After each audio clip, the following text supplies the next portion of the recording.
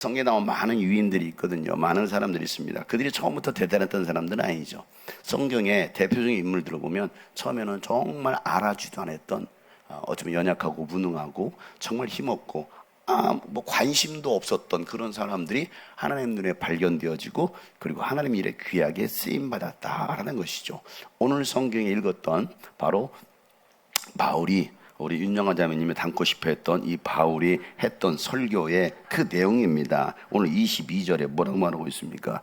그 다음에 하나님께서는 사울을 패하시고, 사울을 물리치시고 다윗을 이스라엘의 왕으로 세우셨으니, 자, 내가 이새의 아들 다윗을 뭐 했어요? 찾아냈다. 뭐 했다고요? 찾아냈다. 그러니까 하나님은요, 지금도 사람을 찾고 있어요. 오늘도 여기 셀 수 없는 수많은 무리들이 있습니다. 세지 마세요, 여러분. 셀 수 없는 수많은 무리들이 있는데 여기에서도 지금 찾고 계시는 거예요. 여기 보니까 한 5만 명 조금 덜 모였잖아요.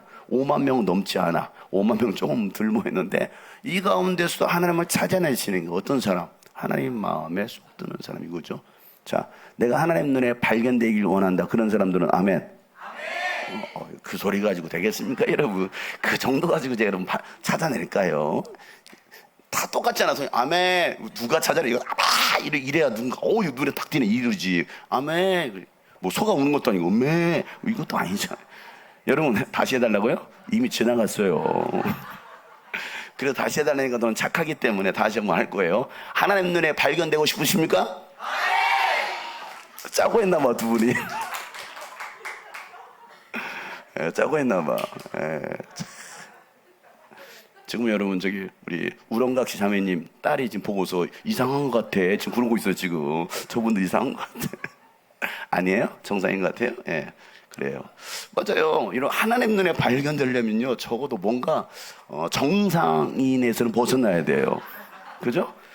정상인은 안 써요. 뭔가 좀 헷가닥 해야 돼요. 미치든지. 그러니까 바울도 내가 미쳤어도 하나님께 미쳤다라고 말하고 있거든요. 평범한 사람은 쓰지 않는다니까.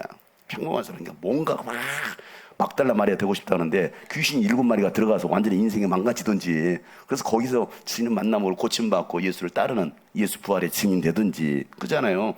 성경 보세요. 등장인물들을 보면 누구 하나 대단한 사람이 별로 없어. 대단한 사람이 별로 없어요. 근데 그런 사람들을 하나님께서 뭐 하시더라? 찾아내시더라. 이거 찾아내시더라. 이게 굉장히 중요한 단어입니다.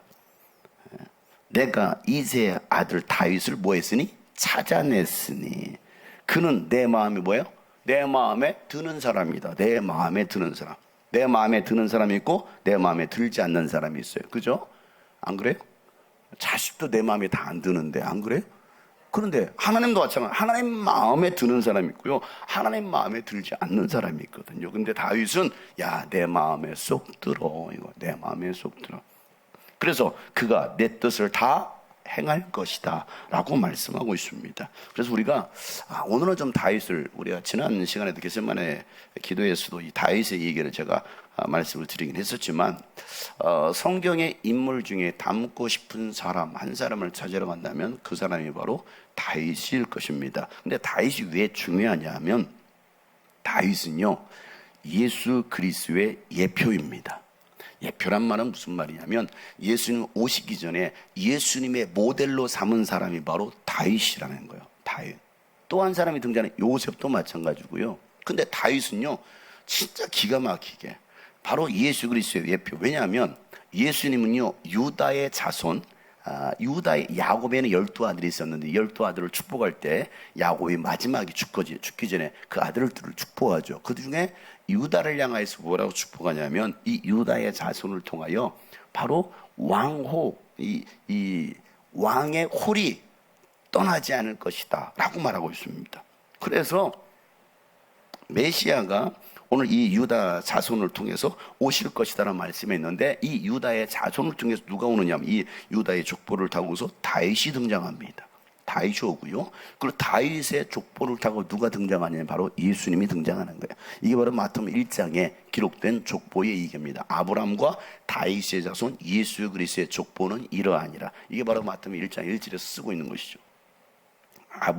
아브라함은 이스라엘 믿음의 조상, 유대민족의 조상이죠. 그러니까 이 영적인 믿음의 조상인 아브라함의 계보를 따라 다윗이 왔네. 그리고 다윗의 후손으로 누가 왔다고요? 예수님이 오셨다는 겁니다. 그러니까 다윗은요 굉장히 중요한 사람입니다.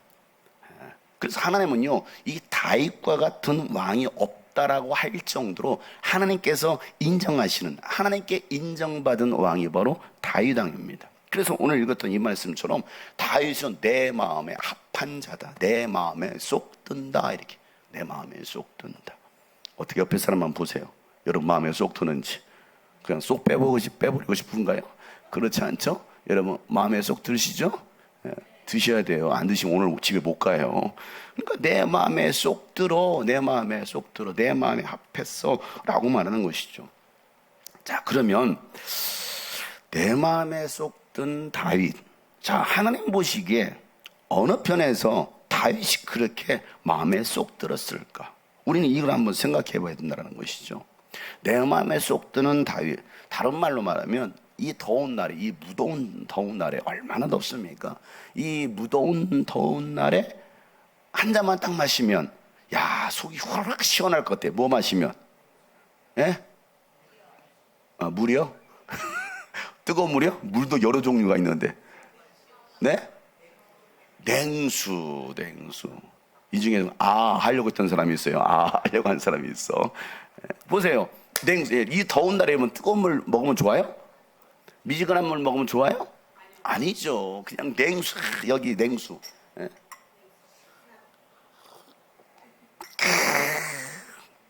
얼음이 있어, 얼음. 야, 그러면요 이 가슴이 확 뻥 뚫린 것처럼. 여러분 혹시 내일도 길거리 버스 타고 가는데 혹시 우리 구옥자 자매님이 풀을 뽑고 있거들랑 내리셔가지고 냉수 한 잔 딱 드려보세요. 그러면요 야, 예수님 만난 것 같을 거야. 그죠? 예. 냉수 주고 그러죠. 예. 그러니까 오늘도 저한테 제가 이렇게 민원 넣습니다. 그래서 감사합니다. 죽을 것 같아요. 막 그러죠.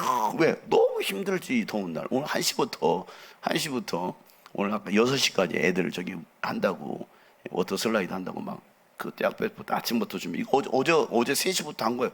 하신 12시 와가지고요. 요거, 망국기를 제가 달았잖아요. 망국기. 왜 이 망국기를 달았느냐면, 이 아이들에게 세계 열방을 품게 하려고. 그 아이들은 그냥 이거 달렸나 보다라고 생각하지. 저는 다 의도가 있어요.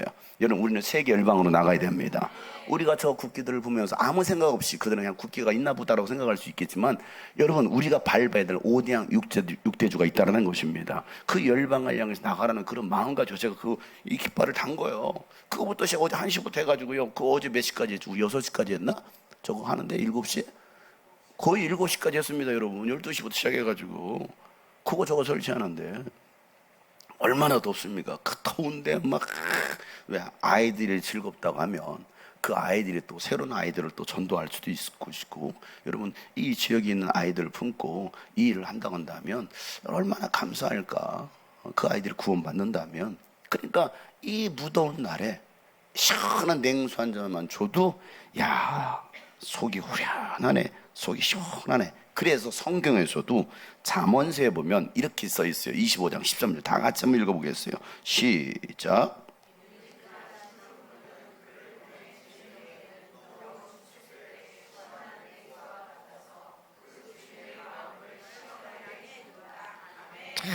이 심부름꾼, 일하는 일꾼, 하나님께서 뭐라고 말씀하십니까?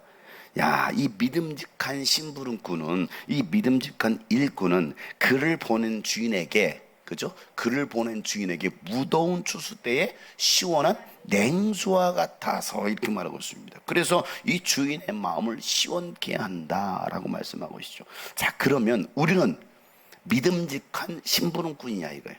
다시 말해서 믿음직한 일꾼이냐고. 뭘 좀 믿고 맡기면은요 속 시원하게 해야 되는데 아휴 속이 터지려고 하는 사람. 그럼 내가 가서 다시 하는 게 맞겠어. 내가 다 이게 여러분 속을 시원케 하는 게 아니라는 것입니다. 믿을만하냐 이거예요. 믿을만. 다 보면 제가 우리 성도를 봅니다. 우리 학생들부터 청년들 다 봅니다. 어른들도 봅니다. 어떤 분은 이게 믿을만해야 되는데 이게 믿음이 사라져요. 믿음이 사라지고 의심이 막 쌓이기도 하고 때는 막 불신까지 막 갈 때가 있어요. 왜? 이거 뭐 확 속 시원하게 해야 되는데 이렇지만 주님 보실 때도 그렇지 않겠는가? 주님께서 우리에게 귀한 일들을 맡기시는데 우리 교회 여러분 주님이 귀한 일을 맡기셨다 한다면 생각해 보세요. 정말 주님 마음을 속 시원하게 해드릴 수 있는 사람이 되어야 되지 않겠습니까? 주님 보실 때 나는 어떤 사람, 나는 과연 믿음직한 신분꾼이냐고요. 우리를 보내셨는데, 이 땅에 보내셨는데, 우리가 살아가는 이유, 내가 왜 살아가느냐, 이 땅에 왜 그리스도의 교회가 세워졌는가. 이 무더운 여름날에 추수의 때 시원한 냉수처럼 주님이 나를 보시면서, 야, 내 마음이 속이 다 시원하다. 야, 용성아, 너 하는 거 보니까 내가 막 속이 다 후련하다. 이 정도는 돼야 되지 않겠어요? 하는 것도, 하는 것인지 많은 것이 대충 한다면, 쟤는 뭐냐? 라고 하나님께서 말씀하시지 않을까? 여러분, 하나님의 마음을 속 시원케 들을 수 있는 여러분들이 축복합니다. 여러분, 잠깐만 거기서 막 이 목이 터져라고, 뭐 지금도 이제 목이 계속 좀 풀리고 있는 상황이지만, 제가 이 캠프 때, 뭐 그전부터 우리 계속 기도하면 제가 목을 썼잖아요. 목이 쉰 상태에서 거의 한 달 동안 계속 막 기도하고 목이 쉬었지 않습니까? 그래도 제가 조절한 거 있어요. 캠프 때 다 그냥 쏟아 부으려고. 제가 여러분 2박 3일 하면요, 그냥 뭐 몸 사리지 않고 내 목 사리지 않고 막 소리 지르죠.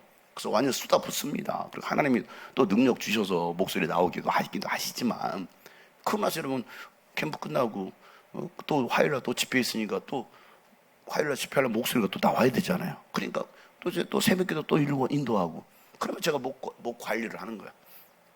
또 오늘도 말씀을 전해야 되니까 목 관리를 하는 것이죠. 그런데 여러분, 대충 합니까? 목이 쉬었다고 대충 합니까? 또 막 소리 지르는 거야. 막 소리 지르는 거야. 소리 지르는 거. 왜? 그렇게 해서라도 저 영혼들이 산다면, 뭐 제가 다 잘하는 것은 아니겠지만, 그래도 소리 하나 지르는 것은 하나님, 야, 속 시원하게 소리 지른다, 그러지 않을까? 죽을 힘을 내서 막 이러면요, 애들부터 다 박수를 치더라고. 왜? 그런 걸 안생 처음 봤거든. 그렇게 소리 지르는 걸 처음 봤으니까. 그러니까 속 시원케 할 수 있는. 다윗은요, 누구를 향하여? 다윗을 향하여, 오늘 여러분을 향하여 하나님께서 말씀하실 때, 야, 내 마음에 쏙 든다. 우리 교회를 바라보시면서 한국에 수많은 교회가 있지만, 야, 내 마음에 쏙 드는 교회가 여기 있다. 여러분, 그렇게 되기를 소망합니다. 아멘이 약간 시원찮아서 다시 한번 볼 거예요. 야, 이 다윗 말이야, 내 마음에 쏙 드는데. 엔진났어. 근데 다윗은요, 우리가 볼 때 대단한 왕이야, 대단하. 그러는데 다윗의 인생을 돌이켜보면요, 참 기가 막힌 인생을 삽니다. 어쩜 그런 인생을 살 수가 있을까? 극장가에서 이제 다윗이란 애니메이션이 또 상영이 됩니다. 9월부터 상영된다고 했나? 지금 상영되고 있나 모르겠지만은, 이 다윗의 생애를 보면요, 다윗은 유대 전승에 의하면 사생아입니다. 아버지는 이새이지만 어머니는, 그러니까 이새의 아내들이 여럿이 있는 거예요. 여럿 있고 그 중에 한 여자의 아들로 태어난 게 바로 다윗이었던 거예요. 근데 다윗은 몇 번째였습니까? 8번째죠. 8번째 정도 되면 여러분, 얼마나 여러분 그 부모가 환영해주고 귀여워해주고 이뻐해줄까요? 별로겠죠. 첫째는요, 퉁퉁 하면서 아이고 내 새끼 왕자든 공주든 아이고 이럴 거야. 첫째. 둘째도 마찬가지죠. 셋째 정도도, 우리나라는 1, 2, 3 금메달, 은메달, 동메달. 어쨌든 셋째까지는 그래도 환영받는데, 넷째부터는 사실은 별로, 제가 5째라고 했잖아요. 저는 이 세상에 태어나지 못할 뻔했던 자식인데, 5번째 정도 되니까 그냥 부모님 관심 밖으로 나가더라고. 부모님 관심 밖으로. 그러니까 첫째 아들 중요하죠. 그리고 낳은 게 딸이야. 우리 어머니가 아들 낳고 딸 낳고 또 아들을 낳고 딸 낳았어. 그 다음에 제가 낳았어. 그리고 여동생이 태어났어. 아들, 딸. 굉장히 질서 있게 낳았어요. 이렇게 낳는 것들은 쉽지 않아요. 확률적으로 이렇게 낳을 수 있어요? 도저히 불가능한데, 우리 어머니는 질서에 하나님을 믿었기 때문에 아주 질서 있게 낳았어. 그런데 첫째 아들을 낳았네. 그러니까 그럼 얼마나 이쁘라 하겠습니까? 인정하겠죠. 자, 둘째 딸 낳고는 셋째 또 아들이 나왔네. 둘째 아들, 얼마나 여러분 애지중지해. 둘째 아들이잖아요. 왜냐하면 저희 아버지가요, 독자거든, 독자. 그러니까 아들 하나밖에 없어요. 그러니까 이 가문의 대를 이으려면 누가 필요해요? 아들이 필요하잖아요. 그러니까 첫째 아들을 귀하게 여기죠. 둘째 아들을 귀하게 여기죠. 그러니까 그 시골에서 생각해보세요. 버스도 들어오지 않는 전라북도 부안군 동지면 당상리 이용한 635번지 이런 그 버스도 들어오지 않는 그 깡 시골에 아버지가 이 정도면 우리 집 주소 다 외우셨죠? 해보세요. 시작. 네, 오늘 집에 갈 자격이 없어요. 그러니까 이런 버스도 들어오지 않는 그 깡촌에 살았지만 아버지의 소원은, 아버지의 간절한 바람은 내 자식들만큼은 고생하지 않았으면 좋겠다. 저희 아버지가 한의사가 되고 싶었고 젊었을 때 침도 놓고 막 그랬었는데 결국은 이게 받쳐주지 않으니까 못 하셨어요. 또 30대 때는 막 가수 하시려고 서울까지 올라왔는데 나이가 너무 많이 들어가지고 가수에서 잘리고, 그래서 이제 어찌됐건 그냥 노동 일하시면서 농사 지으시면서 자식들이라도 고생하지 말자. 자식들이라도 공부시켜. 그래가지고 저희 아버지는요, 첫째, 둘째 여자들은 별로 이렇게 관심 밖에 없고요. 아들들, 두 아들은요, 얼마나 막 채찍질 하시면서 자식들을 교육시켰는지 몰라요. 성적 조금만 떨어지면요, 아주 그냥 회초리 끊어라. 그 회초리 끊어오는 몫은 제 몫이었어요. 셋째 아들. 그러니까 제 몫이니까 가가지고 회초리 끊으라면요, 회초리 끊으면 이게 저희 형 중학교 고등학교 때 이게요. 중학교 고등학교 저는 이게 어리니까 초등학교 1, 2학년에 됐겠죠. 모르겠네. 뭐 그렇게 됐을 거만. 회초리 끊으라면 제가 가가지고 가시를 끊어옵니다. 가시나무 있죠. 가시나무를 끊어요. 그리고 가시나무에 가시가 박히면 다 칼로 자릅니다. 이거 한 5개를 잘라와요. 가시나무 때리면 끊어질까요? 안 끊어질까요? 절대 안 끊어집니다. 가시나무는. 근데 그걸로 때리는 거예요. 우리 형들. 왜? 성적 떨어졌다고. 그 시절에. 생각해보세요. 80년대. 그 시절에 회초리를 때리는 거야. 가시나무로. 저는 그걸 지켜보는 거예요. 이렇게. 아무 소리도 안 해요. 막 때리면서 이 새끼들 막 공부 안 해? 공부해야지 하면서 막 때립니다. 저를 가만히 보고 구경하고 있고요.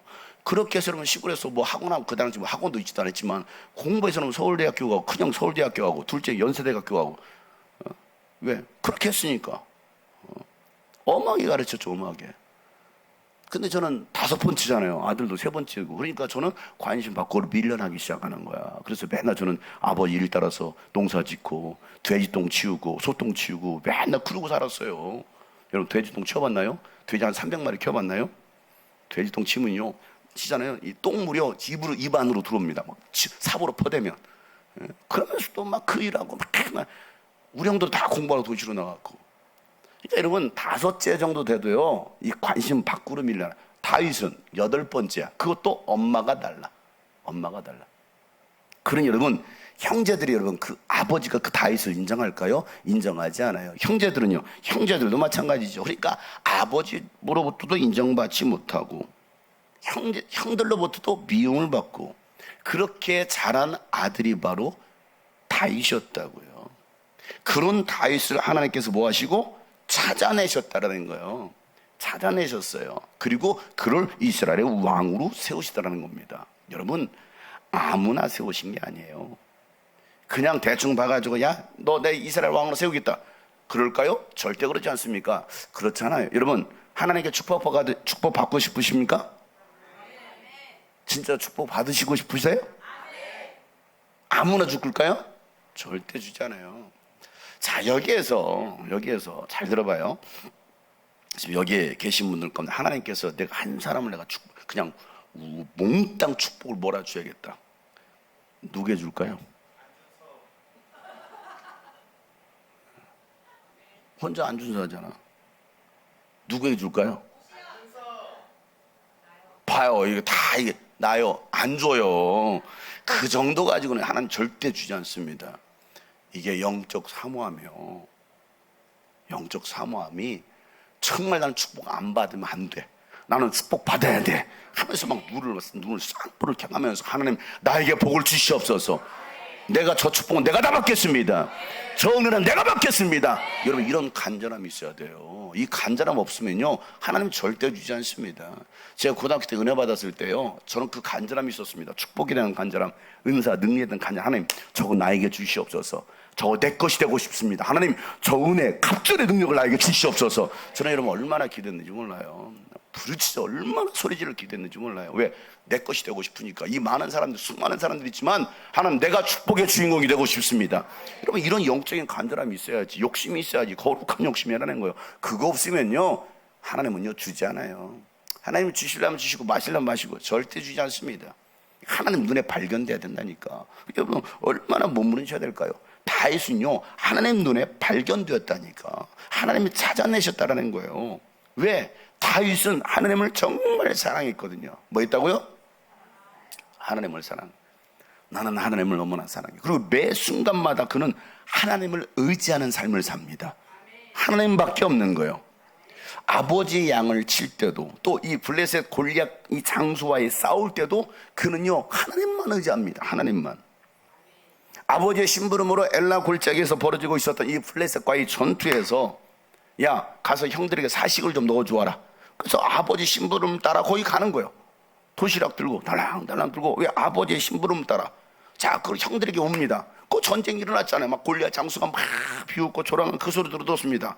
형아 아버지의 심부름으로 왔어요 했더니 그 형들이 야 왔느냐 이 위험한 곳에 왜 왔어 이렇게 아주 그냥 따뜻하게 맞이하는 게 아니라 오히려 다윗을 나무라고 책망하면서 혼냅니다.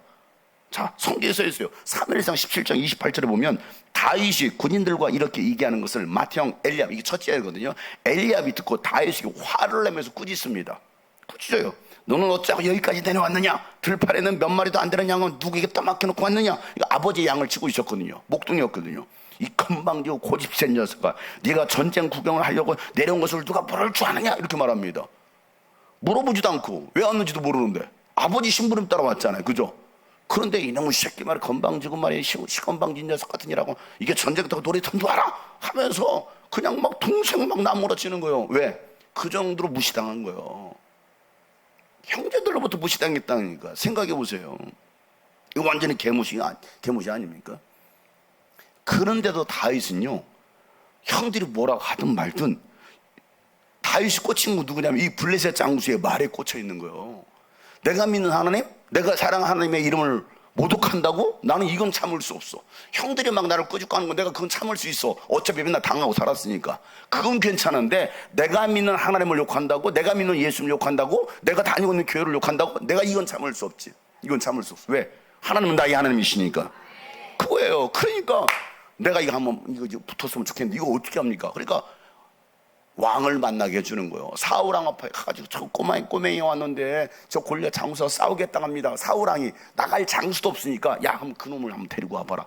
왔는데 꼬맹이가 온 거예요. 소년 다윗이 온 겁니다. 자, 그 소년 다윗이 사울 왕에게 했던 말, 이 말이에요. 사무엘 17장 34절에 보면 다윗은 굽히지 않고 사울에게 말하기를 임금님의 종인 저는 아버지의 양떼를 지켜왔습니다. 사자나 곰이 양떼에 달려들어 한 마리라도 물어가면 저는 곧바로 뒤쫓아가서 그 놈을 쳐 죽이고 그 입에서 양을 꺼내어 살려내곤 했습니다. 그 짐승이 저에게 덤벼들면 그 턱수염을 붙잡고 때려 죽였습니다. 제가 이렇게 사자도 죽이고 곰도 죽였으니 저 할례받지 않은 블레셋 사람도 거꾸로 만들어 놓겠습니다. 살아계신 하나님의 군대를 모욕하는 자를 어찌 그대로 두겠습니까?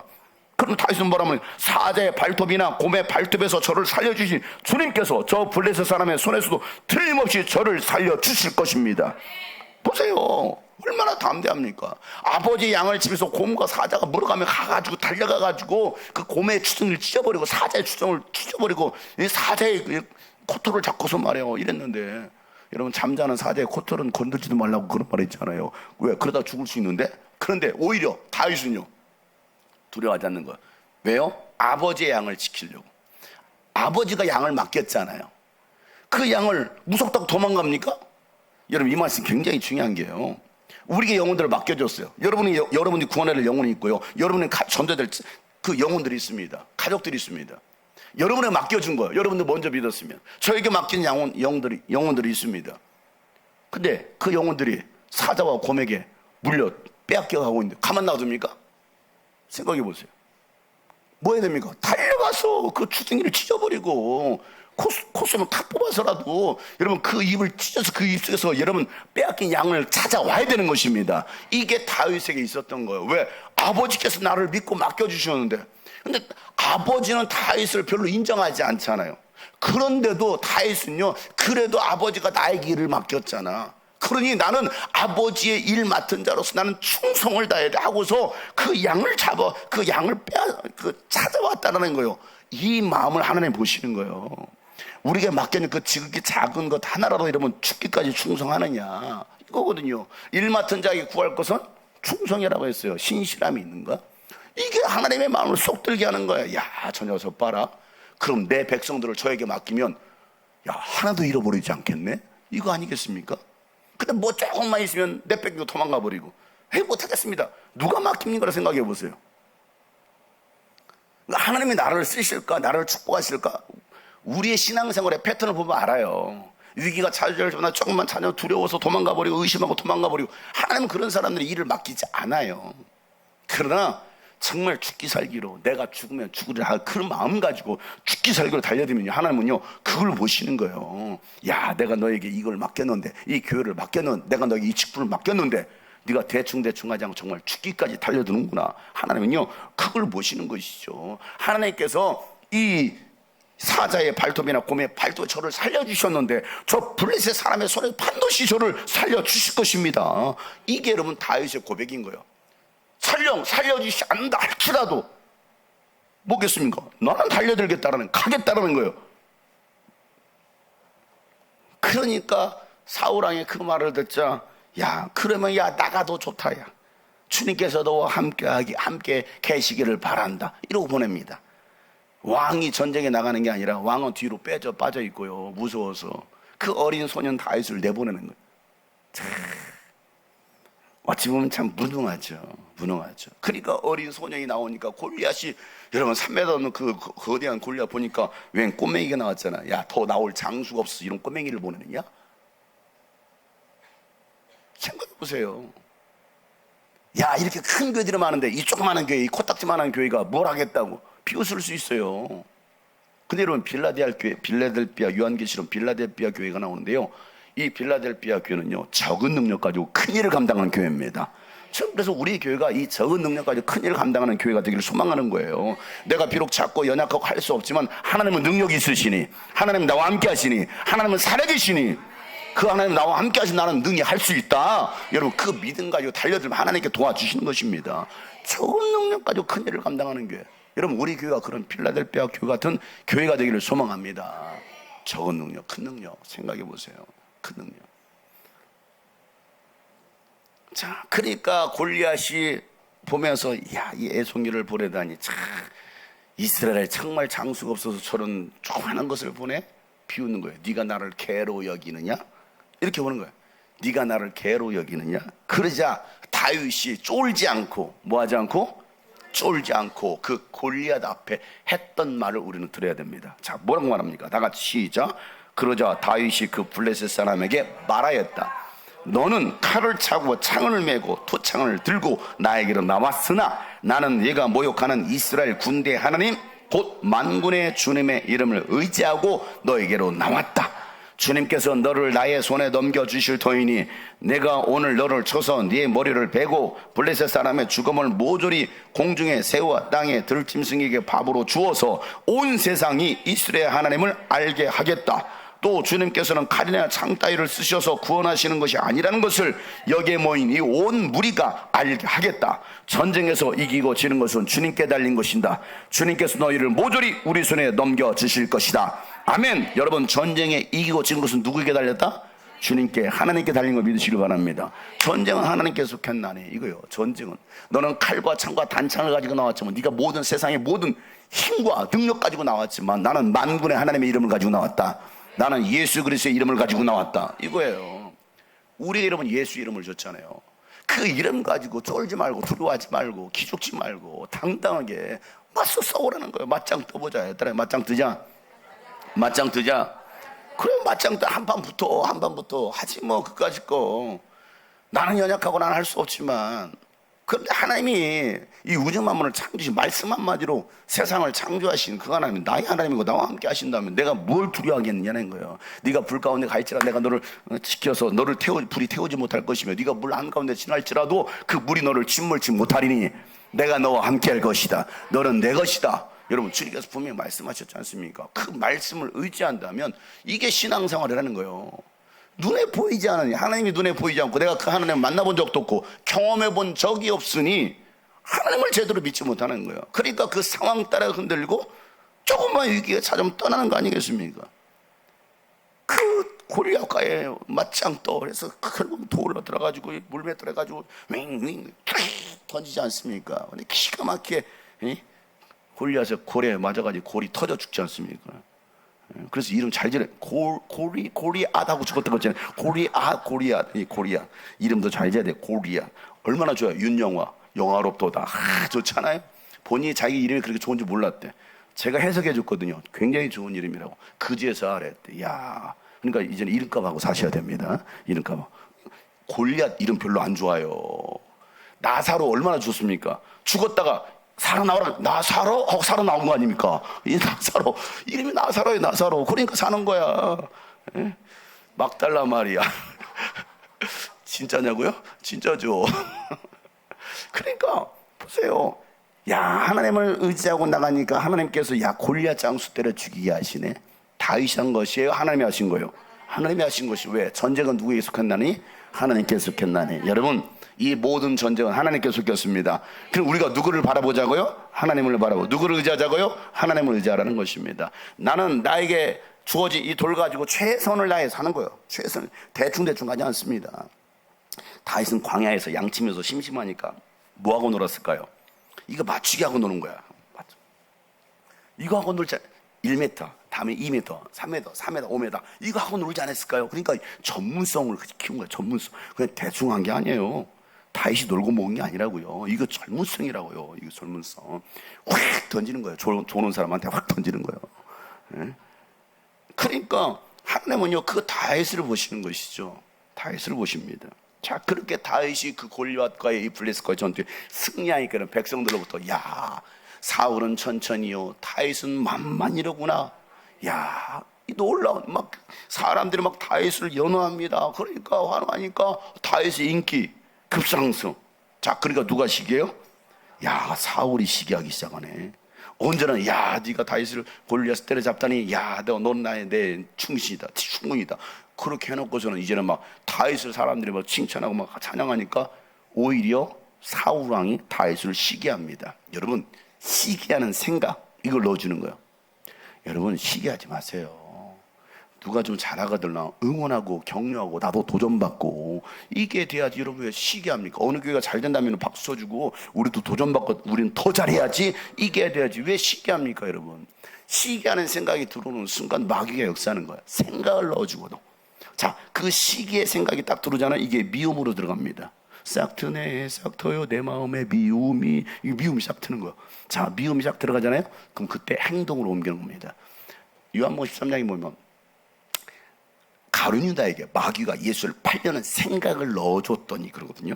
이 생각이 쏙 들어가니까 행동으로 바뀌는 거예요. 그러니까 여러분, 무릇 지키는 만한 것보다 내 생각을 지켜라. 생명의 근원이 내 생각에서 내 마음에서 나오느니라. 그러니까 여러분 우리는 이 생각을 붙잡아야 돼. 이 생각을 놓치는 순간 잘못된 생각, 의심의 생각, 부정적인 생각 딱 돌아보세요. 믿음 온데간데 없다니까요. 그런 생각으로 나를 공격할 때마다 우리는 뭐 해야 되면 이 생각을 뿌리치는 거예요. 의심의 생각은 따라갈지어다, 불평의 생각은 따라갈지어다. 자꾸 생각을 쫓아내야 돼. 마귀가 우리에게 생각을 넣어주면 쫓아내는 거야. 그리고 긍정의 생각으로, 축복의 생각으로, 믿음의 생각으로 막 집어넣어야 되는 것이죠. 사울왕은 그 생각에 사로잡히는 거야. 그러니까 쓸데없는 생각에 사로잡히지 말라고요. 쓸데없는 생각에. 그 생각에 사로잡히는 순간 행동하더라는 겁니다. 그래서 이제는 다윗을 죽이려고 하네. 다윗을. 그래서 다윗은요 이 사울왕을 피해서 이제는 도망자의 신사가 됩니다. 그거 한 것이라고 뭐 있어? 전쟁에 승리하고 사울왕을 도왔던 거 말고는 없는데. 그러니까 사울을 피해서 사울은 다윗만 만나면 쳐 죽이려고 하니까. 그래서 사울왕을 피해서 아둘람이라는 이 아둘람 지역에 굴이 있어요. 이스라엘 가보면 아둘람이라는 지역이 있는데 거기에 굴이 있습니다. 그 굴 속에 들어가요. 그때 우리 성지사람들 우리 성도들 한번 거기 데리고 들어갔거든요. 어이구 진짜 어떻게 이런 데에서 숨어 지냈을까. 그거 들어가면요 완전 미로 같아가서요 나오지도 못할 것 같아. 근데 그 아둘람 굴에 거기 들어가면 꼭 아들을 낳습니다. 아둘람 굴. 그러니까 아들 낳고 싶으시면 그 굴에 꼭 들어가시면 돼요. 아둘람 굴에. 자, 이 아둘람 굴에 숨어 있을 때 많은 사람들이 다윗을 찾아옵니다. 다윗을 찾아와요. 자, 그 다윗을 찾아왔던 사람들의 어떤 사람들이었는지 성경이 이렇게 기록하고 있죠. 사무엘상 22장에 보면 다윗은 거기 있었던 아둘람 굴 속으로 몸을 피는데, 그러자 형들과 온 집안이 그 소식을 듣고 그곳으로 내려가 그에게 이르렀다. 그들뿐만 아니라 압제를 받는 사람들, 빚에 시달리는 사람들, 원통하고 억울한 일을 당한 사람들도 모두 다윗의 주변으로 몰려들었다. 이렇게 해서 다윗은 그들의 우두머리가 되었는데 400여 명이나 되는 사람들이 그를 따랐다. 아멘. 자, 다윗을 찾아 이 아둘람 굴로 왔던 사람들의 형편이 좋아요? 안 좋아요? 별 볼 일 있어요? 별 볼 일 없어요? 별 볼 일 없는 사람들, 빚진 자들, 압제당하고 억울한 일 당하고 완전히 세상에서 그냥 완전히 찌그러지고 깨지고 완전히 이런 말 그대로 그냥 야 이런 뭐라고 해야 돼 이런 사람들, 어떻게 저렇게 살지 이런 사람들, 그런 사람들만 다 모였네. 몇 명이? 400여 명이. 400명. 근데 다윗은 그들의 뭐가 돼요? 우두머리가 되는 거예요. 우두머리. 생각해 보세요. 대단한 사람이, 힘 있는 사람, 권력 있는 사람, 이런 사람들이 모인 게 아니라 세상에 정말 말도 안 되는 사람들만 다 모였네. 근데 다윗은 그들과 함께 다윗의 나라를 세워가다는 거예요. 다윗의 나라를. 제가 개척할 때, 2009년도 개척할 때 우리 교회에서 걸어서 15분만 가면요 세종안교라고 있습니다. 안양에서 가장 큰 교회 세종안교회, 굉장히 유명한, 거기도 10,000명이 넘어가는 교회가 있고요. 그 세종안교회 앞에 평촌교회가 있어요. 그 교회도 대형교회입니다. 이 세종안교회 뒤편에 열린교회라고, 뭐 이름 뭐 교회 다니시는 분 알기, 김난준 목사님이라는 분이 계십니다. 아주 유명한 분. 그분이 서울에서 복귀다 평촌으로 왔는데 거기도 수만 명이 모이는데, 자, 대형교회가 거기 밀집되어 있습니다. 우리 교회에서 걸어서 15분. 제가 생각했어요. 야, 이렇게 대형교회, 유명한 교회들 아닙니까? 그 대형교회 이렇게 있는데 내가 여기다가 개척을 할 이유가 있나? 그것도 평촌 학원가, 그것도 식당 골목에 지하에다가 개척을 했는데 간판도 걸지도 않고, 개척하면서 간판도 안 건 교회는 우리 교회밖에 없을 거야. 간판도 안 걸었어요. 십자가 달아. 십자가를 왜 달어? 비싸게 그 몇백만 원, 1,000만 원씩 들어서 십자가를 달 이유도 없었고, 간판을 크게, 저희 아버지가 개척 예배 왔는데 간판도 안 걸어놨으니까, 야 용성아, 간판은 갈아야 되지 않겠냐? 내가 간판 하도록 내가 후원하겠다는, 내가 아버지 감사합니다, 필요 없습니다 그랬어. 내가 간판 안 합니다. 근데 그 간판 우리 교회 1층에 식당에 임금님 보신당, 이렇게 빨간 글씨로 임금님 보신당 써 있었어요. 임금님 보신당. 야, 그러니까 우리 교회를 찾으려면 어디 오면 돼요? 임금님 보신당 집을 찾아서 오면 돼요. 근데 사람들이 진짜 내비를 찍고 왔는데 교회가 안 보여. 임금님 보신당 집은 간판은 보이는데 교회 입구가 안 보이고. 왜? 간판이 없으니까 어떻게 찾아옵니까? 그렇게 30분 동안 헤매다가 그냥 가버렸대. 임금님 보신당. 그래서 야, 몸보신하는 우리 교회 오는구나, 임금님 보신당집. 그래서 1년 만에 그 간판이 바뀌었어요. 임금님 수라상으로. 우리가 항상 임금님이 계시는 곳이야. 왕 대신 주님을 우리는 머리에 두고서 우리는 교회에서 그렇게 개척을 했습니다. 임금님 보신당에서 임금님 수라상 교회. 거짓말이지. 훅 찾으면 그렇지만 뭐 제가 농담을 하니까 진짜를 얘기하고 있는 거예요. 진짜를. 임금님 보신당으로 했다 임금님 수라상으로 바뀌었다니까. 성경에 임금님의 수라상이 나오면 임금님 수라상이 나오거든요. 성경에 임금님 수라상. 그래서 야, 우리 교회가 참 앞으로 성공할 교회구나. 임금님 수라상 교회 그 건물 지하에 있는 교회니까 이러면 얼마나. 그래서 항상 위에서 막 은혜 담비가 물이 쏟아지고 있어요. 막 지하인데. 생각해 보세요. 그러니까 야, 이런 지하교회 누가 와? 큰 교회 다 가지, 좋은 교회 다 가지. 그잖아요. 있는 사람들, 돈 있는 사람, 힘 있는 사람 다 거기 가면 정치인들도 다 갑니다. 안양에 있는 웬만한 평촌에서는 안양 뭐 힘 있는 사람들, 정치인들 다 그 교회 가요. 그래 표도 많이 얻지 않습니까? 제가 그 안양 7년 있는 동안 우리 교회 저기 국회의원들 뽑아다가 한 명도 안 오더라고. 와서 유세도 안 해요. 큰 교회 가서 하지. 인기도 없죠. 찾아주지도 않죠. 제가 기도했습니다. 하나님, 큰 교회는 어차피 있는 사람들, 잘난 사람들 다 갈 건데, 그러면 그런 데 가지 못하는 사람들 우리 교회 보내주세요.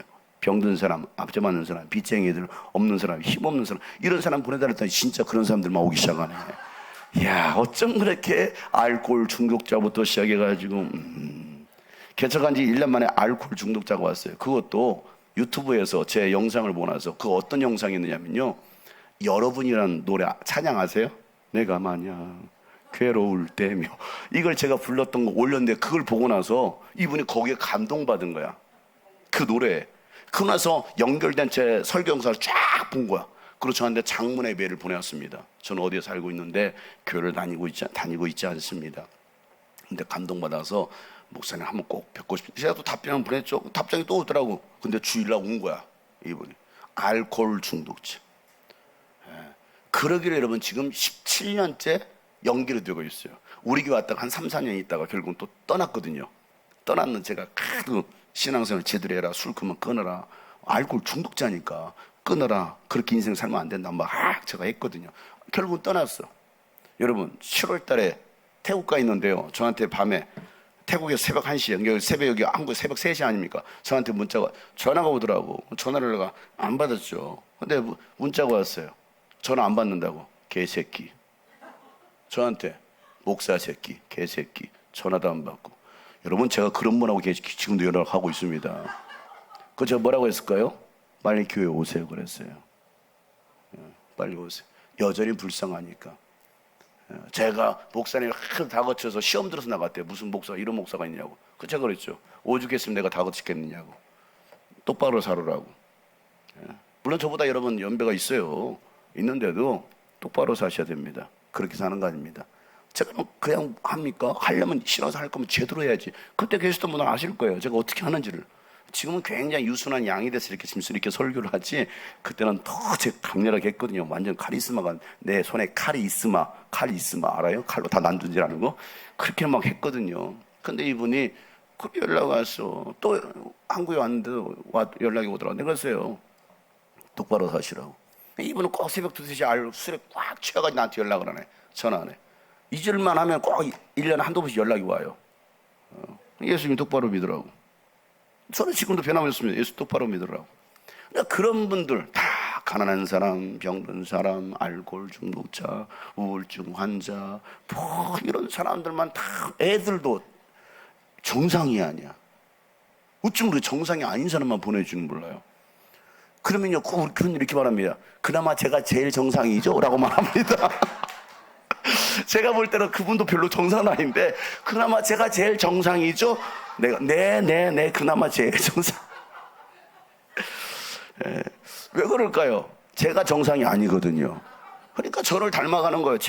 여러분, 제가 정상적인 사람은 이런 목회 안 합니다, 여러분. 똑바른 정신 차려서 있는 사람들 모아놓고 목회하지. 이렇게 목회 안 해요. 생각해 보세요. 애들 위해서 여러분 저렇게 막 합니까? 미쳤습니까? 그러니까 제가 정상이 아니라 정상이 아닌 사람들을 데리고 오는 거야. 그런데 놀라운 것은요, 그들의 우두머리가 돼가지고 제가 그들과 함께 하나님의 나라를 세워가기를 지금 여러분 이렇게 하고 있는 거야. 21년 전에 여러분 부교육자로 있을 때 이 사역을 했을 때도 마찬가지입니다. 다윗은요, 하나님은 가장 약한 자를 통해서 하나님의 일들을 행하게 하시더라는 겁니다. 자, 그렇게 다윗 주변에 많은 사람들이 모여들었습니다. 그런데도 사울은 어떻게 합니까? 자기 군사 3,000명을 이끌고, 몇 명이요? 누굴 잡기 위해서? 다윗 한 사람을 잡기 위해서 3,000명의 군사들을 끌고 다윗을 쫓아오는 거야. 다윗이 사해 바다가 있는 그 엔게디가 있습니다. 엔게디라는 염소들의 이 언덕이라는 그 엔게디의 동굴에 숨어 있다는 소식을 듣고 3,000명을 끌고 거기까지 온 거야. 다윗을 찾다가 없으니까 동굴이 있어서 볼일 있어가지고 갔으니 볼일을 보는 거, 사울왕이. 야, 볼일 보고 있을 때 뭐 하면 돼요? 뒤통수 치면 되잖아요. 그럼 이길 수 있잖아. 죽일 수 있잖아. 그렇게 쫓아다니는데. 근데 다윗은요, 가서 볼일 보고 있을 때 뒤에 옷자락을 잘라가지고 옵니다. 그 말은 무슨 말이야? 내가 당신을 죽일 수 있지만 나는 당신을 죽이지 않습니다. 왜? 하나님이 기름 부어 세운 왕이기 때문에. 이게 다윗이 가지고 있었던 마음입니다. 사무엘상 24장에 보면 5절부터 6절에 다윗은 자기가 사울의 겉자락만을 자른 것 뿐인데도 뭐예요? 양심의 가책을 받았다니까요. 사울왕의 이 겉옷을 이렇게 좀 잘랐어. 옷끝을 잘랐는데도 양심의 가책을 받았어. 왜? 하나님의 기름 부어 세운 왕인데 내가 이렇게까지 해야 되나? 하나님께서 세워서 주의 종으로 목회자의 길을 가는데 아주 개무시하는 사람들이 있어요. 교회들 가운데 욕하고 말이야. 말 함부로 하고 막말하고 말이야. 이거 신앙의 양심도 없는 거예요. 신앙의 양심도. 목사님들이 뭐 월급쟁입니까? 월급쟁이 추구하는 그런 인간들 있잖아요. 그런 인간들이 쓰레기라는 거, 쓰레기. 다른 게 쓰레기가 아니라. 여러분 월급 받아서 여러분 뭐그 200만 원 월급 받게 여기 와서 이거 목회합니까? 미쳤습니까?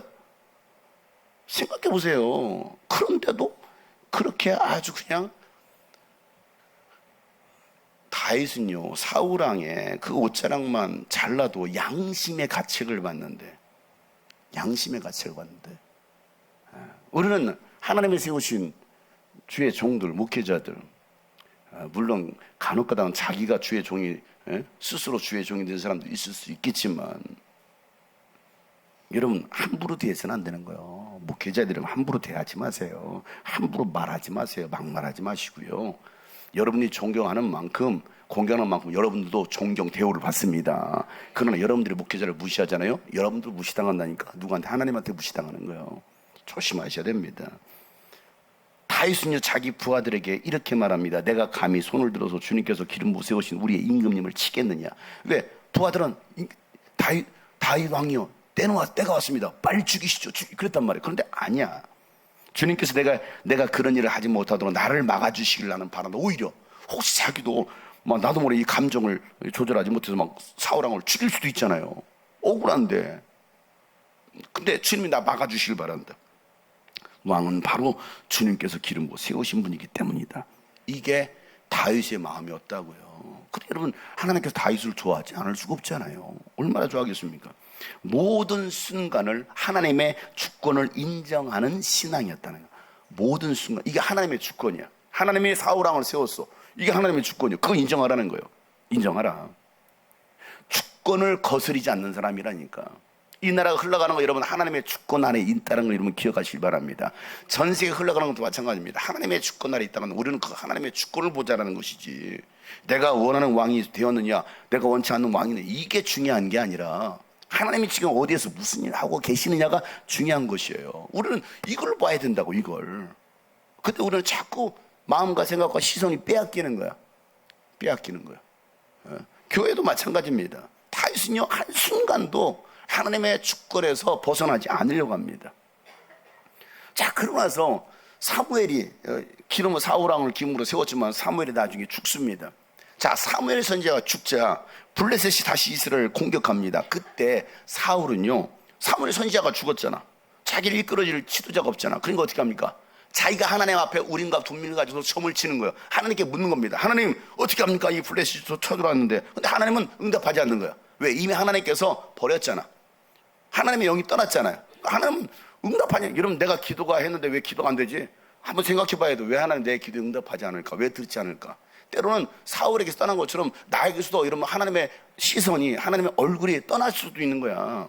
여러분 떠나지 않기를 축복합니다. 하나님이 끝까지 우리를 향해 있어야 되지 않겠습니까? 사울이 그렇게 막 우림과 둠밀 가지고 점을 치고 하나님께 묻지만 하나님께 응답하지 않으니까 그때 사울왕 했던 행동이 나오는데 뭘 하느냐? 무당을 찾아갑니다.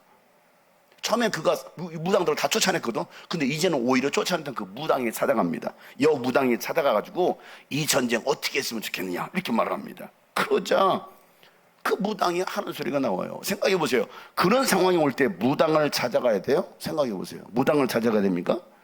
아니죠. 왜 하나님이 나에게 응답해 주지 않지? 왜 내 기도를 들어주지 않지? 깨달아야 돼. 그리고 내가 잘못했다고 생각하면 회개해야 되는 것입니다. 그런데 회개하기에는 그냥 오히려 무당을 찾아갑니다.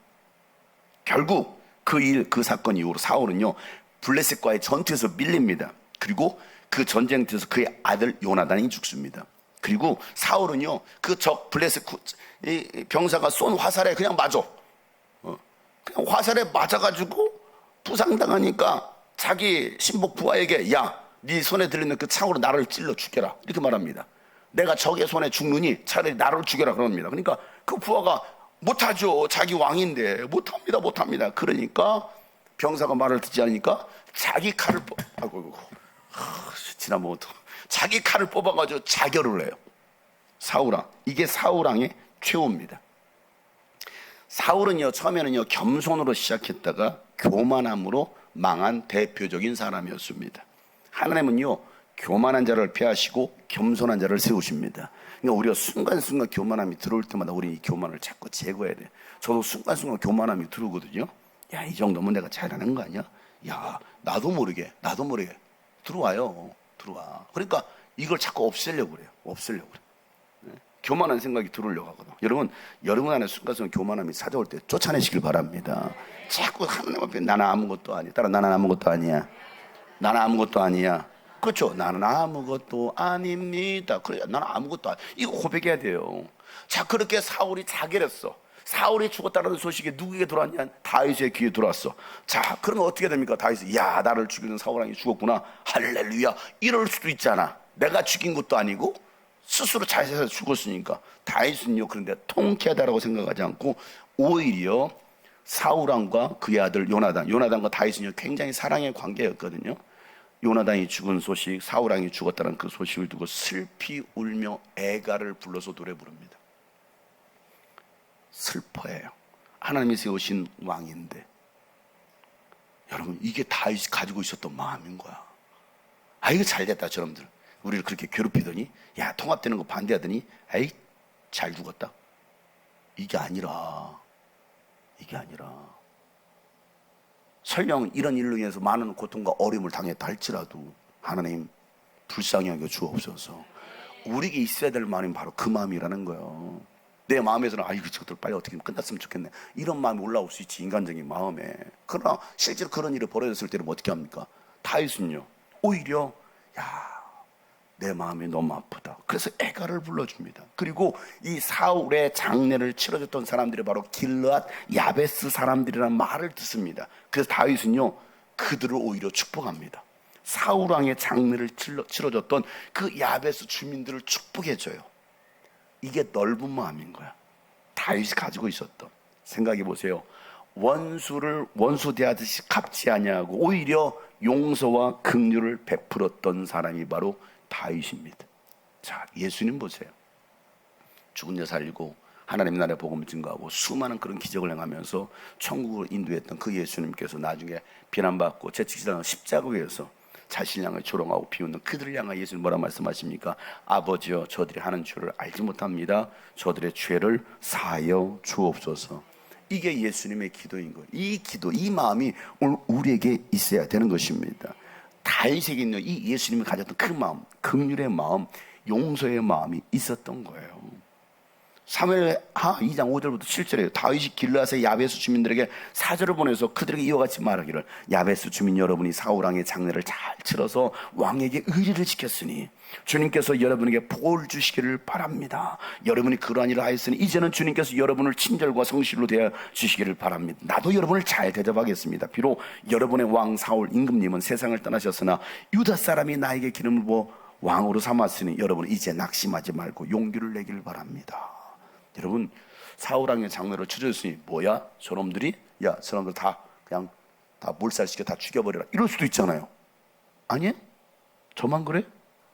여러분 다 착한 왕들이 충분히 그럴 수 있잖아. 그런데도 다윗은요 오히려 사울왕의 장례를 치렀던 그 야베스 주민들을 축복해주고, 낙심하지 마세요.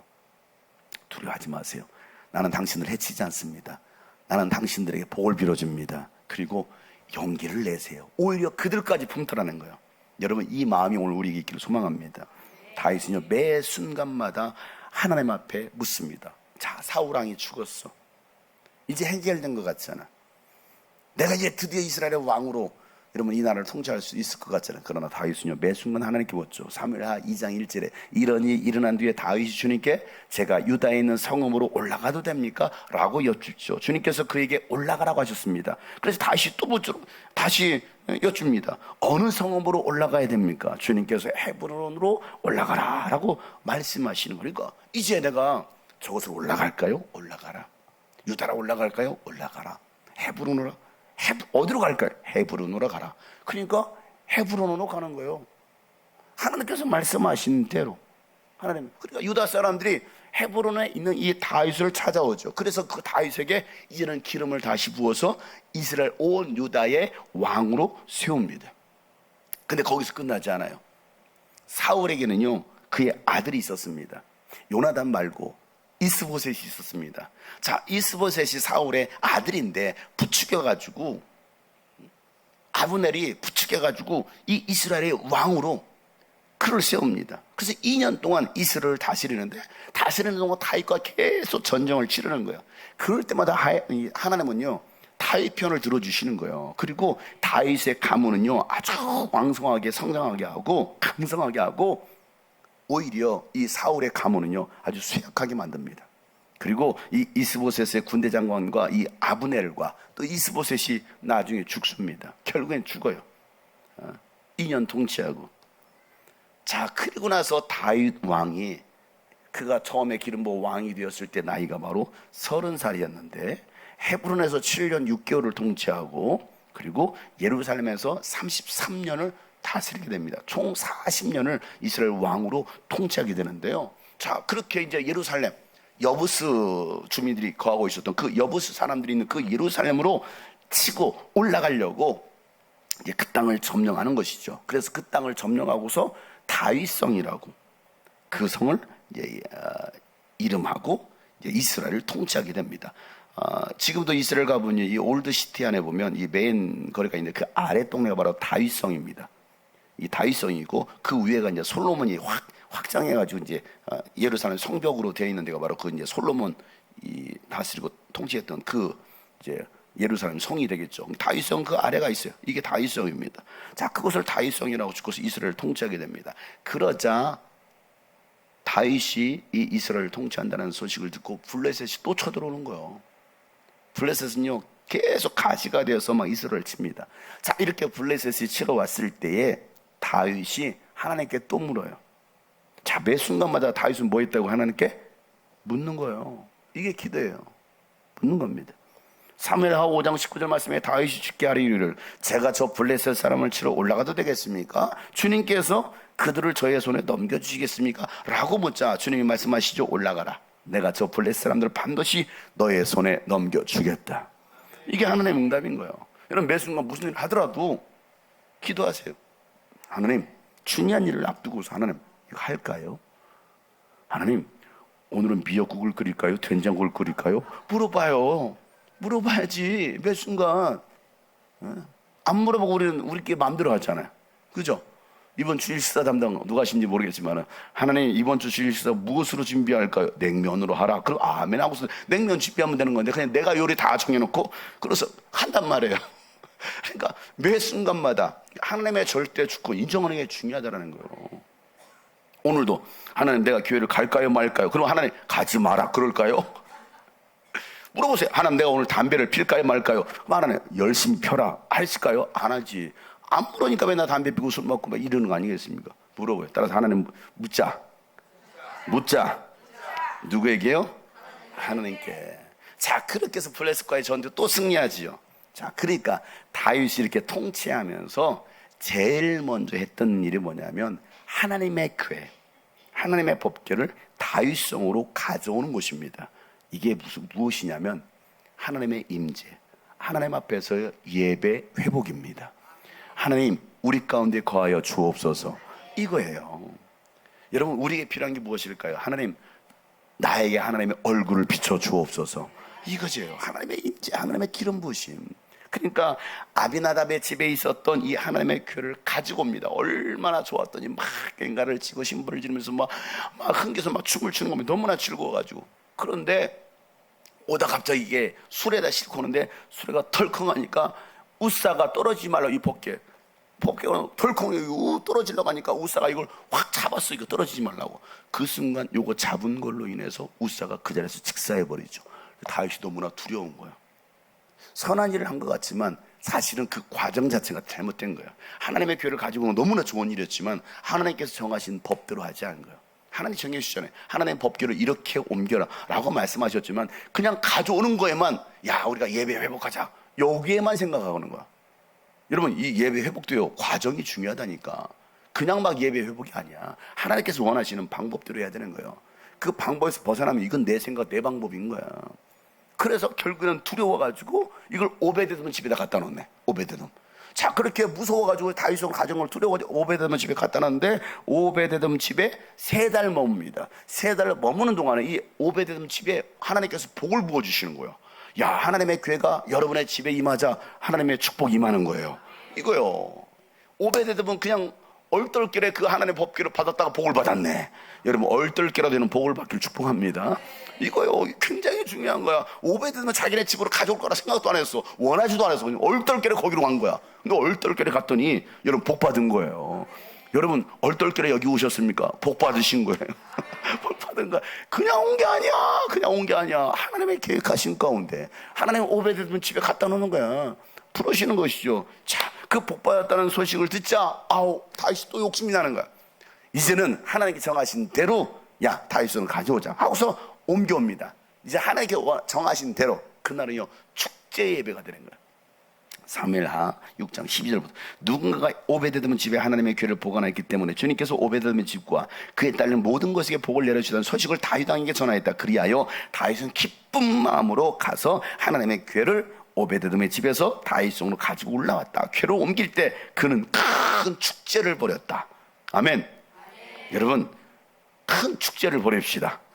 우리 교회가 이제 통합된 이제 1년, 이제 다다음 주면 1년이거든요. 축제를 벌입시다. 그래서 만국교를 걸어놓은 거예요. 지금 축제를 할 이거. 야, 하나님의 교회를 가져오네. 예배가 회복되네.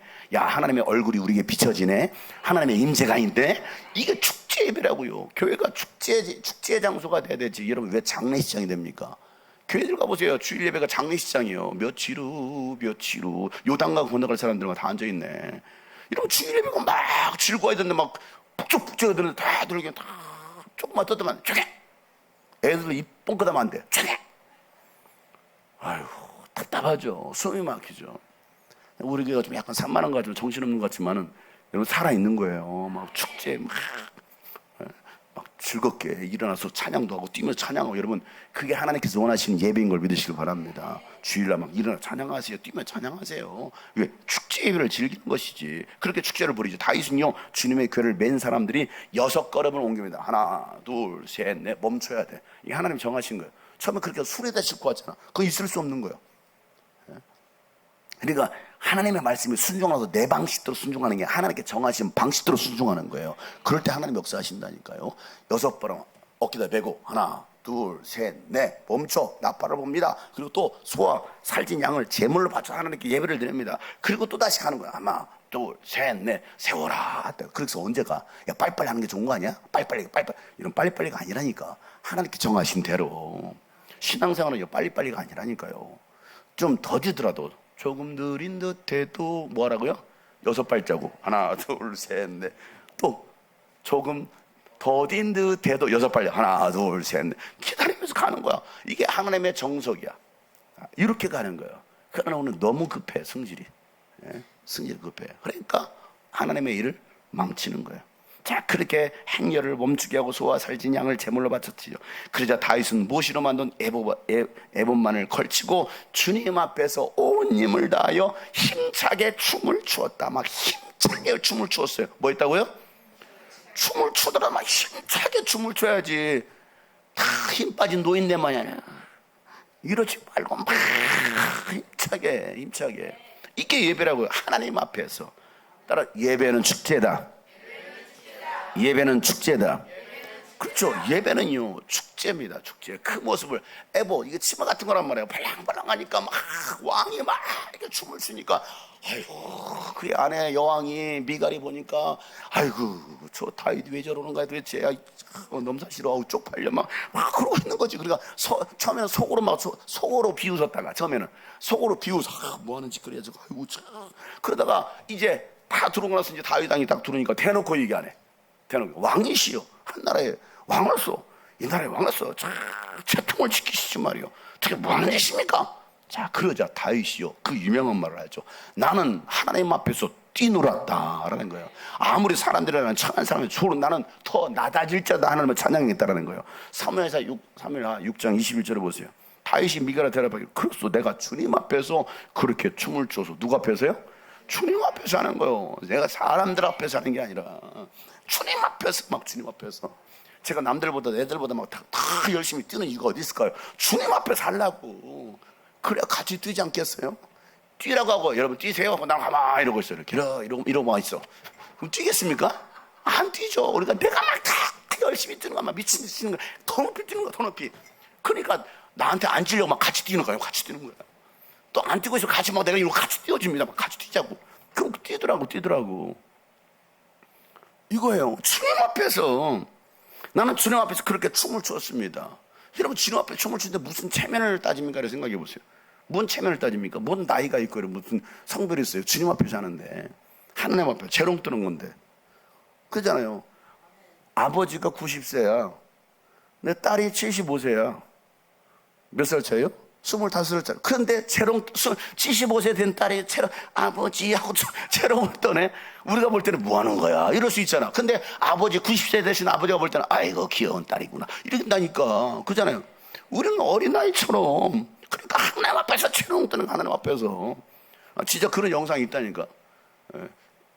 근데 우리는 벌써 나이 먹었어. 늙어가지고 춤추세요. 아이고 내 나이에 무슨 춤입니까? 그럼 빨리 관 속으로 들어가야죠. 관 속으로. 그러잖아요. 막 즐겁게 춤을 추는데 주님께서는 그대 아버지와 그대 온 집안이 있는데도 그들을 마다하시고 나를 뽑으셔서 주님의 백성 이스라엘을 다스리도록 통치로 세워주셔서 그러니 내가 뭐라고 내 가진 게 뭐라고. 그러니 나는 주님을 찬양할 수밖에 없어. 나는 언제나 주님 앞에서 기뻐 뛸 것이요. 나는 언제든 주님 앞에서 언제든지 내가 스스로를 봐. 나 스스로 봐도 내가 천한 사람처럼 보일 수 있어. 내가 봐도 야 내가 이 나이 먹고 내가 이렇게 무식한 사람 내가 이렇게 막 애들 앞에 해야 되나? 제가 그래야 될 사람인가요? 에? 평상시대에 그런 사람이에요? 아니잖아요. 안녕하십니까? 평상시대는 말 한마디 안 하고 수집어가지고 너무 부끄러워가지고 왜 성향이 그러니까 안녕하십니까? 이런 사람이 그저 내가 여기서 이따 나갈 때 어떻게 합니까? 이러잖아. 이게 내 원래 본 모습인 거야. 이게 어디 가서 뭔 말도 못해요. 어린데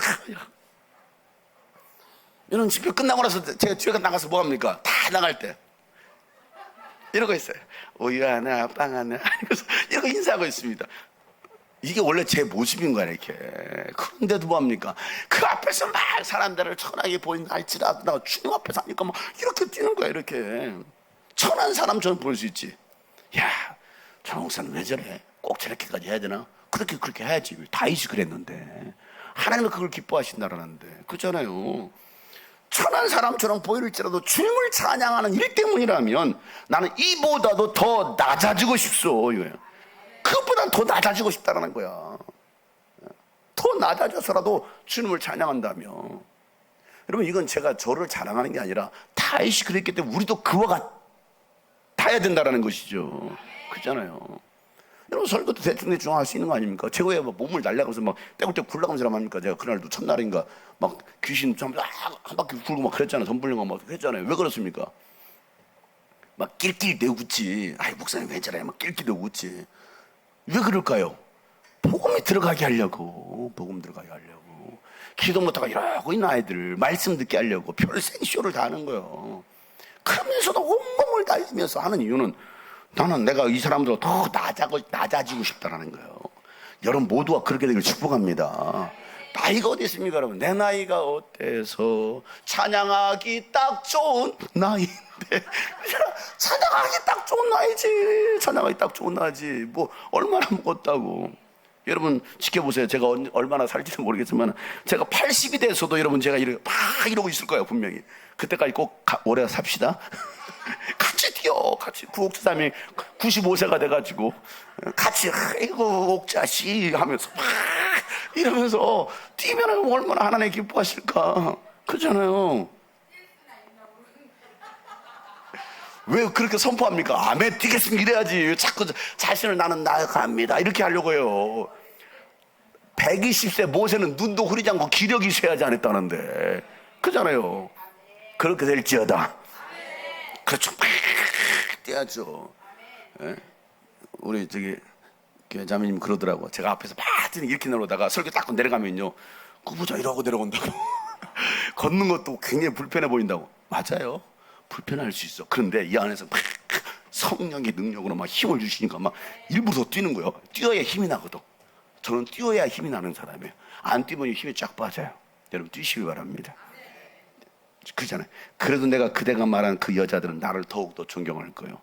아니 저 여인들이 얼마나 당신은 왕을 조롱하게 했습니까? 비웃겠습니까? 천만의 말씀. 그 여인들은 오히려 나를 존경할 것이다. 맞아요.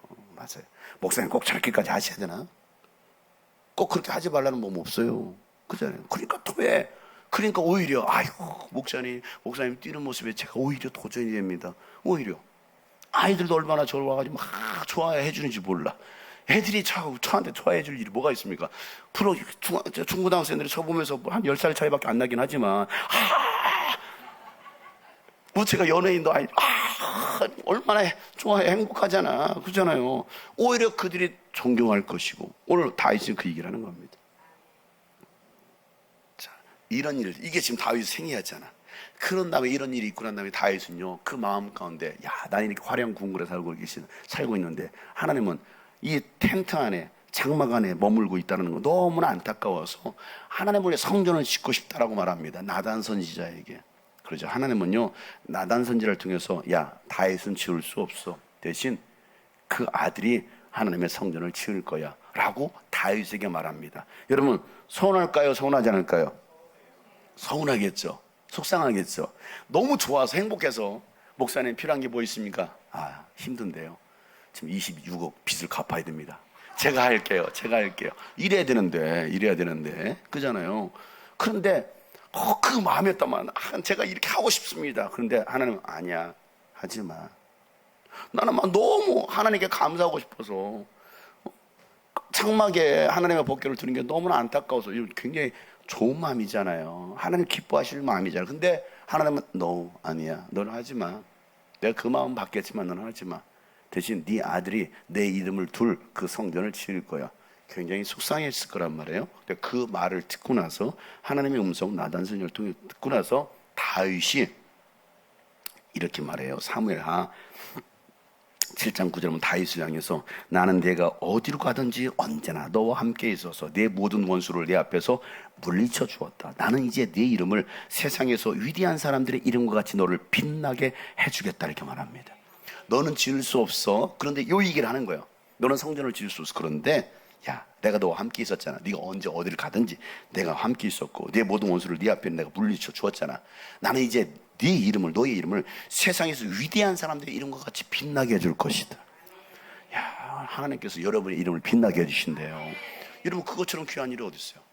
무명한 저의 이름을 장용성이라는 얼마나 제가 무명한지요. 이번에 군산 집회 갔는데 내가 가기 전부터 알고는 있었지만 갔는데 강사 정용성 포스터를 그렇게 만들어. 포스터를 강사 정용성 목사 유스비언 미스트리 대표 이렇게 써놨어요. 그리고 현수막에도 장용성을 써놨어요. 두 사람이 와서 해야 돼요. 두 사람이. 제가 그거 보면서 무명이어도 공허하지 않는 것. 괜찮아. 정용성이면 어떻고 장용성이면 어떻고 뭔 상관 있습니까? 그 나중에 그 목사님이 저한테 물어보더라고. 목사님 정확한 이름이 뭐니 나보러. 정용성이냐 장용성이냐. 그러니까 저희에 대해서도 제대로 알지 못하는 분인가 그분은. 전라북도 기독교연합회 총회장이야. 총회장인데 목사님을 저를 추천해서 강사로 세웠는데 뭐 그랬다는 거. 그래서 이름을 갖다 정용수 장용수가 정용수로 올라갔잖아. 근데 나중에 얘기를 하더라고. 목사님 이분이 잘못된 것 같다고. 그러면서 집회를 했잖아요. 그런데 이분이 뿅 가면 하다 말고 왔거든요. 입맛 다시하고 던져주고 나왔거든요. 시간이 없어가지고. 그런데 왜 지금까지 자기가 20년 동안 이 다음 세상에 갔는데 목사님을 몰랐을까요? 그러더라고. 그 정도로 무명한 거야. 다음에는 목사님 다시 불러야 되겠습니다.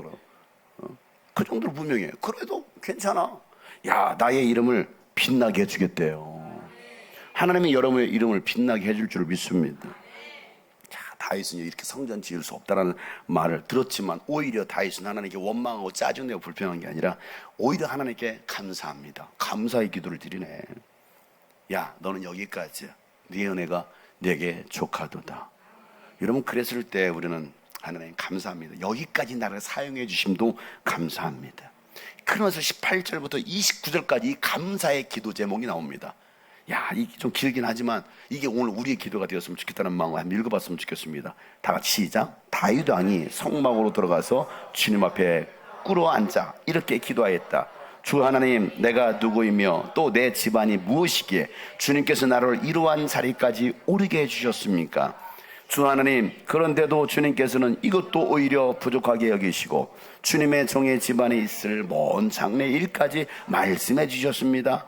주 나의 하나님, 이것이 어찌 주님께서 사람을 대하시는 일상적인 방법이겠습니까? 주 하나님, 주님께서 주님의 종을 잘 아시니 이 다윗이 주님께 무슨 말씀을 더 들을 필요가 있겠습니까? 주님께서 세우신 뜻과 목적대로 주님께서는 이렇게 크나큰 일을 하시고 또 그것을 이 종에게까지 알려주셨습니다. 주 하나님, 주님은 위대하십니다. 우리의 귀로 다 들어보았습니다만 주님과 같은 분이 또 계시다는 말은 들어본 적이 없고 주님밖에 또 다른 하나님이 있다는 말도 들어본 적이 없습니다.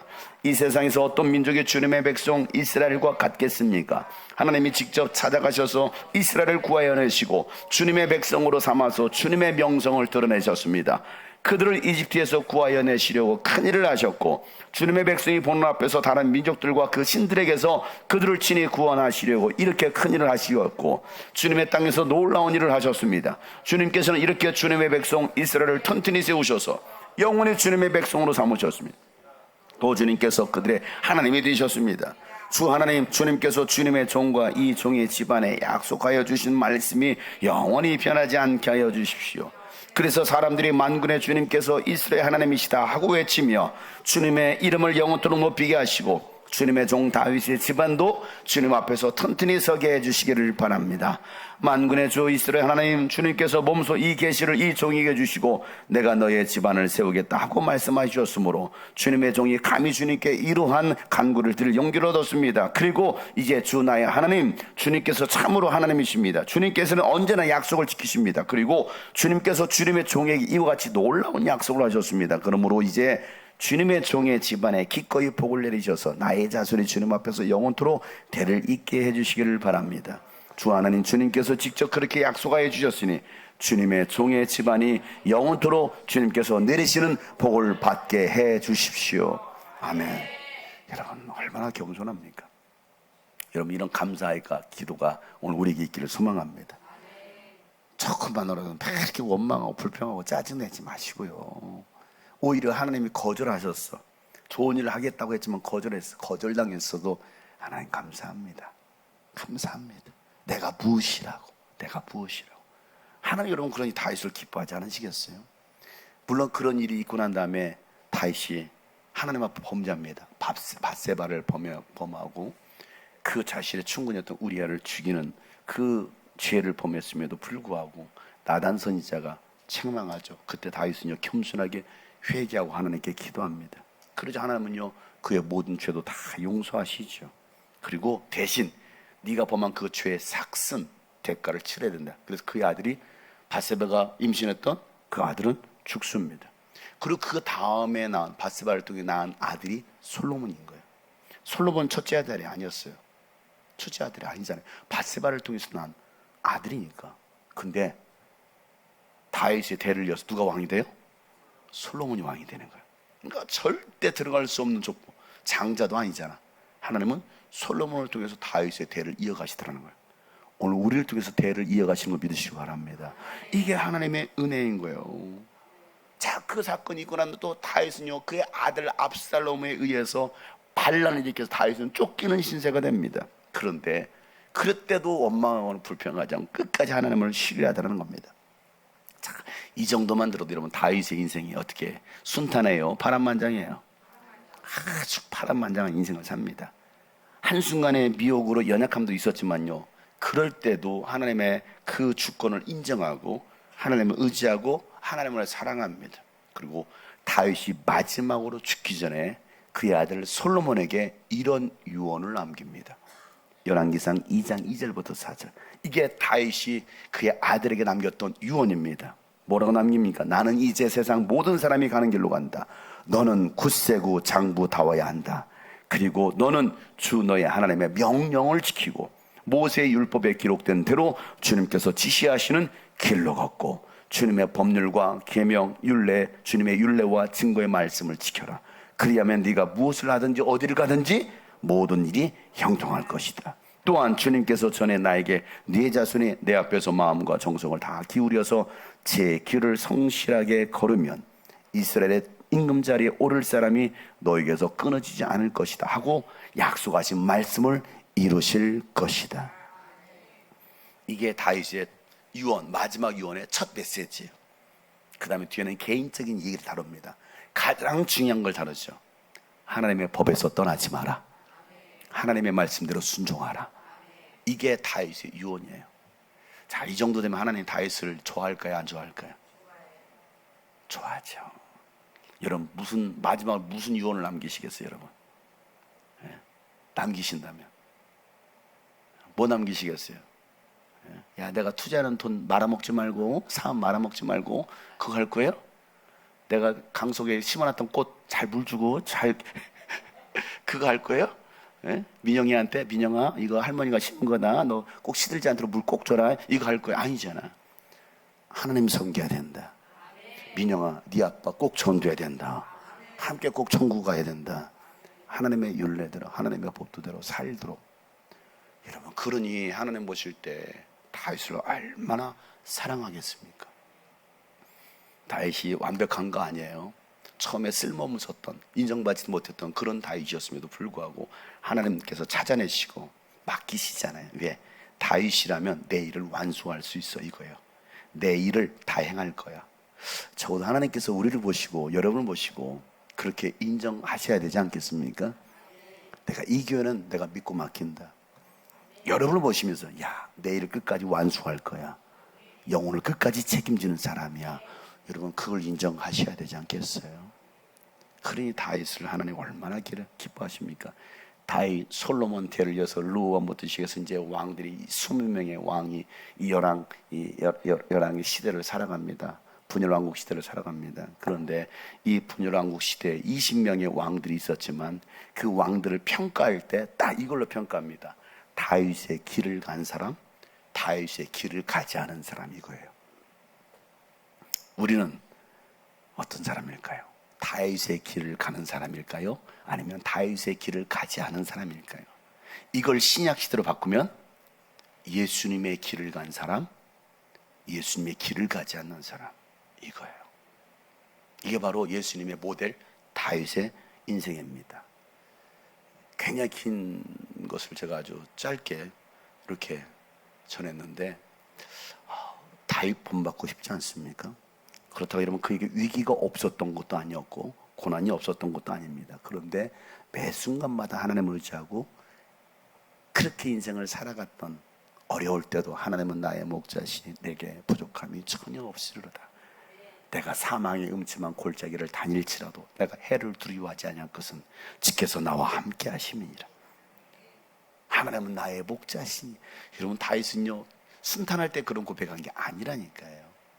어려워도 힘들어도 때로는 눈물이 있어도 아픔이 있어도, 야, 하나님 나를 불러주셨는데 나는 아무것도 아닌데 나를 하나님이 세우셨어? 내가 뭘 하고. 여러분, 우리 캠프 때 많이 불렀던 아무런 자격도 없는 나를 부르셔서 나를 사랑한다는 말씀하시고 귀한 일을 맡기시죠. 오늘 이 다윗의 길을 간 사람, 예수의 길을 가는 사람, 다윗처럼 산 사람, 우리가 되기를 소원하는 마음 가지고 이렇게 한번 고백할까요? 아무런 자격도 없는 나를 위해, 아무런 소망도 없는 나를 위해 사랑한다, 사랑한다, 사랑한다 말하시네. 이 낮은 나 위에 아무런 자격도 없는, 아무런 자격도 없는 나를 위해, 아무런 소망도 없는, 아무런 소망도 없는 나를 위해 사랑한다, 사랑한다, 사랑한다 말하시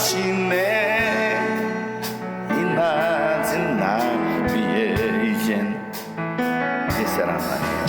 이제 나는 옛사람